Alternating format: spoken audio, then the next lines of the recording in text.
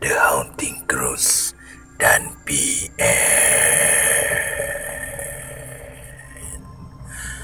Pada malam ini, Brother Fai akan kongsikan kisah yang datangnya daripada RS Suzy. Kisah yang bertajuk Rumah Sampah. Di belakang Medan Selera itulah letaknya sebuah bangunan kecil yang telah menjadi topik perbualan hangat di kalangan penduduk sekitar taman ini. Bangunan kecil itu adalah sebuah rumah sampah yang disediakan oleh pihak majlis bandaraya untuk digunakan oleh para peniaga gerai makanan di Medan Selera. Membuang sampah seperti sisa-sisa makanan dan lain-lain. Pada waktu siang, suasana yang begitu riuh rendah daripada peniaga gerai makanan yang kerap berulang-alik di kawasan belakang Medan Selera, sama ada untuk membuang sampah maupun mengambil stok keperluan gerai yang sampai dari lori pembekal masing-masing. Ia kelihatan seperti biasa. Longgokan plastik hitam yang dipenuhi sampah sarap dan barangan rumah yang tidak lagi digunakan oleh penduduk dibuang berselerakan. Namun, kisah menyeramkan mengenai rumah sampah itu hanya yang tahu.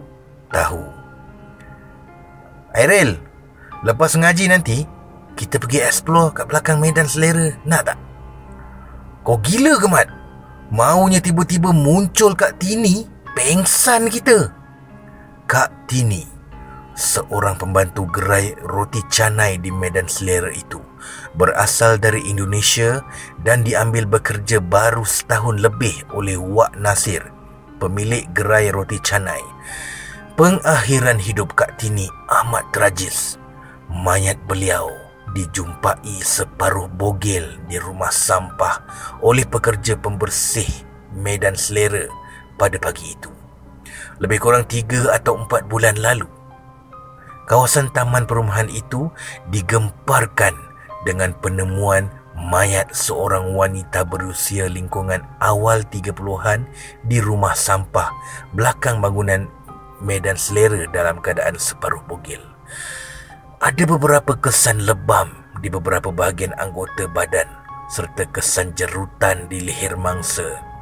Mangsa dipercayai dirogol sebelum dibunuh di tempat lain, lalu mayatnya dibuang di rumah sampah itu. Malangnya, hingga kini pembunuh arwah Kak Tini masih belum dapat ditangkap akibat tiada bukti-bukti kukuh. Kemungkinan juga disebabkan itu jelmaan makhluk menyeramkan menyerupai Kak Tini.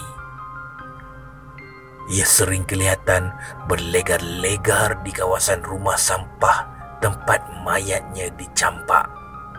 Shh, kau ni diamlah. Kecoh ah. Tadi beria nak follow. Yelah, aku tak sedap hati ni, Mat. Macam ada yang sedang memati kita lah. Rel, kau ni mulut celupa lah. Ikut aku je lah. Tutup mulut kau tu.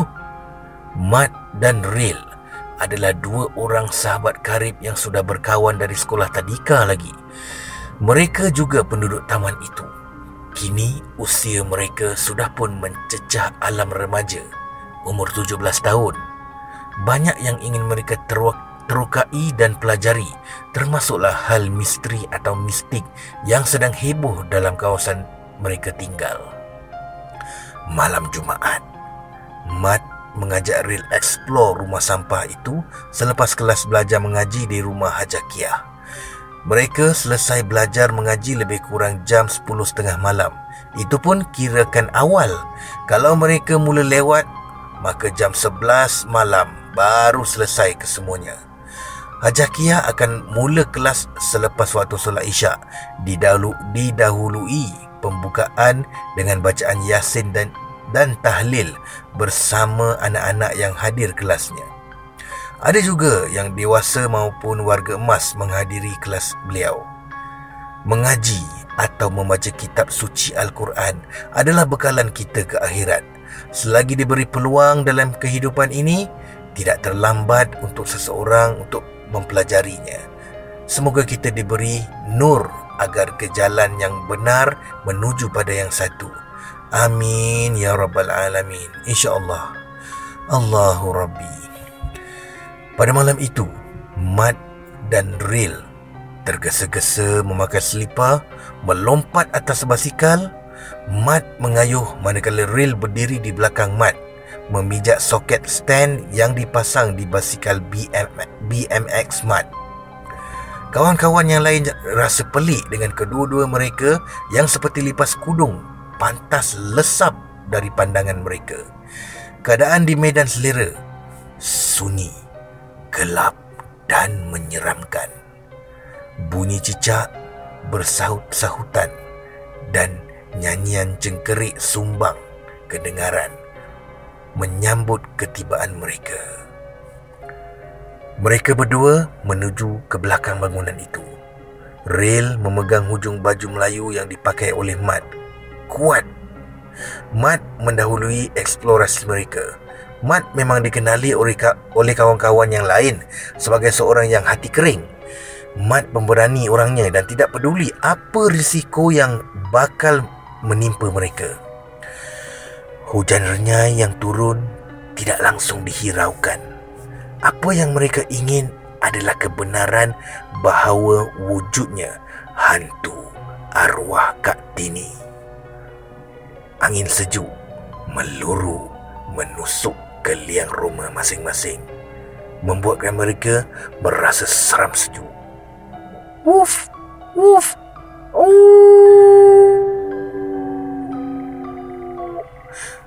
nyalakan anjing liar kedengaran, seperti nampak sesuatu yang gaib. Ayam hutan yang selalunya berkeliaran di semak belakang rumah sampah itu pula berkokok tiba-tiba pada waktu yang tidak masuk di akal. Mat, kau dengar tak? Macam ada bunyi plastik dikoyak-koyak tu. Dalam kegelapan malam, hanya menemani cahaya lampu suluh daripada telefon bimbit Ril, kedengaran seperti sesuatu ataupun seseorang sedang membongkar plastik sampah.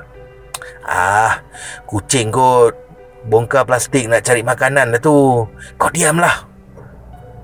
Apabila mereka di depan rumah sampah itu, mereka lihat ada sesuatu bergerak-gerak dalam rumah sampah yang gelap dan berbau hanyir.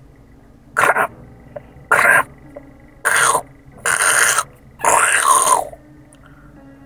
Mat menyuluh cahaya lampu suluh telefon bimbit yang dipegangnya.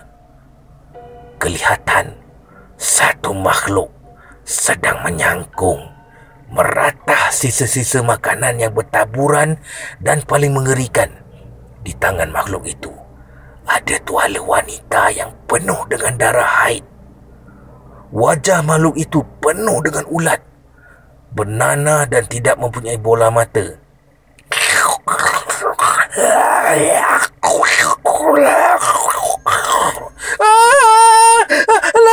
Lari! Kedua-dua mereka lintang pukang lari entah ke mana. Lari! Yang penting, lari jauh-jauh dari makhluk itu. Telefon bimbit Ril terlepas dan jatuh di kawasan rumah sampah tadi. Basikal BMX Mat juga ditinggalkan. Mereka pulang ke rumah masing-masing dan dengar kabar kedua-dua mereka demam panas dan meracau-racau. Itulah bak kata pepatah Melayu, sarang tebuan jangan dijolok. Kan dah kena terjah dengan Kak Tini. Sekian. Terima kasih, Brother Fah.